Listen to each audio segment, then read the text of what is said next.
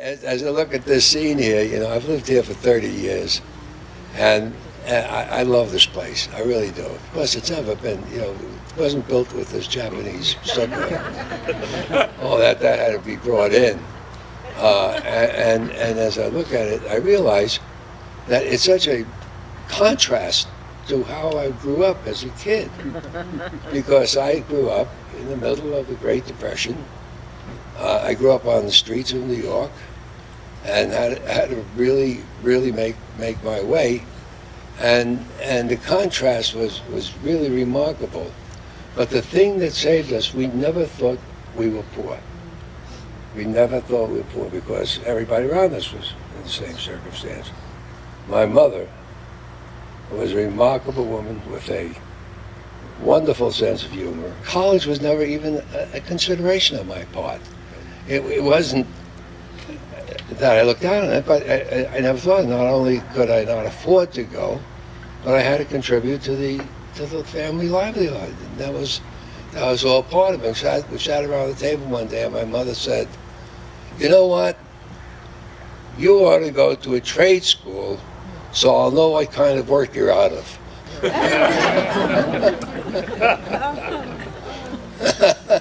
And this is the kind of humor.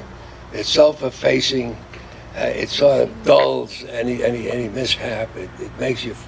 It somehow or other made me feel good that we could attack this with the humorous thing.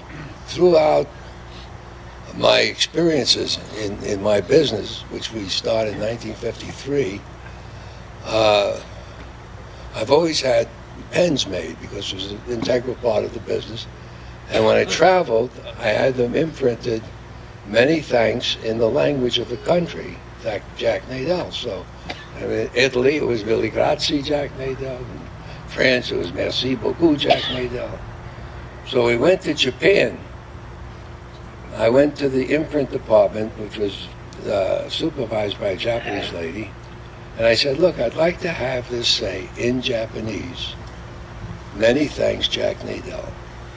Nice pen, very good looking and so on. I think it cost me at least a quarter. It was really very impressive. And I could not believe the response to it. I mean, like I'd given the Taj Mahal. And I couldn't figure it out because the response was overwhelming when I gave this pen as a gift. So finally I asked the stewardess on one of the Japan airline trips, I said, "Would you kindly tell me what this says?" Because it was in Japanese. And she said, "A little gift, but from the heart of Jack Nadel." And I think that was the start of a thinking process of what really happened in Japan. I had fought the Japanese. It couldn't have been a more vicious war. We could not have been bigger enemies. We could not have hated each other much more. But when I came back with Ellie in 1957, and we spent 3 months on a deal that I had made for Japanese merchandise, and got really into the flow, and we realized that it was unlike any other country we had visited. Everybody else had a common culture and so on, but the Japanese were like going on another planet. And there I learned the meaning of the word shibui. With shibui, there's one of these words that there really isn't a proper English translation for it. Ostensibly, it's peace, a feeling of shibui, but it's more than that. It's a feeling of tranquility. It's a feeling of goodness. It's a feeling of loving compassion and so on. That's shibui, and I began to understand that. And this tradition of Japanese gift giving is something that existed over the course of time, and that's what introduced them. So I really felt it was starting. I didn't know it.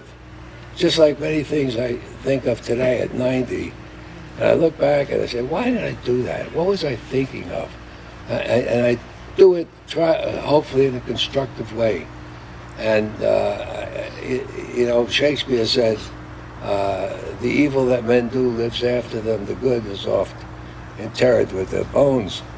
And I said, I don't want, I want a perpetual record, and the best way I could do that is to write, is to say something, is to tell people how I believe, so that my grandchildren can someday read it and know what I was trying to do. So what you say often is forgotten, but what you write is there, and it's there for a long time, and depending on how good it is, and my goal is really to pass it on, because that's part of what you think of at 90. I've been fortunate.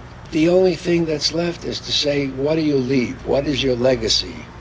What goes after you? What goes when you're gone? When you no longer have a voice? When you no longer speak?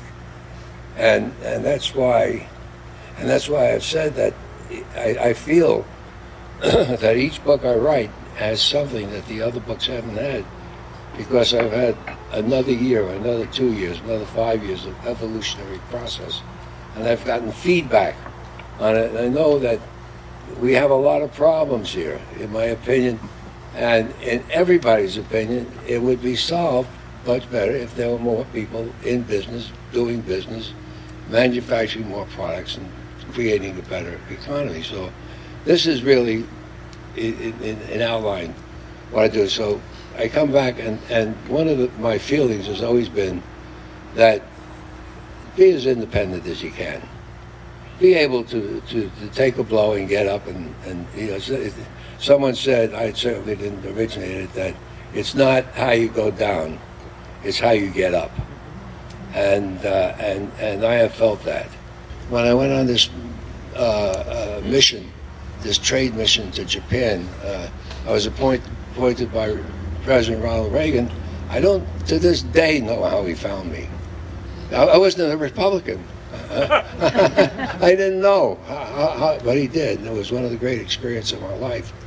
And I sat with the best people, the really wonderful people.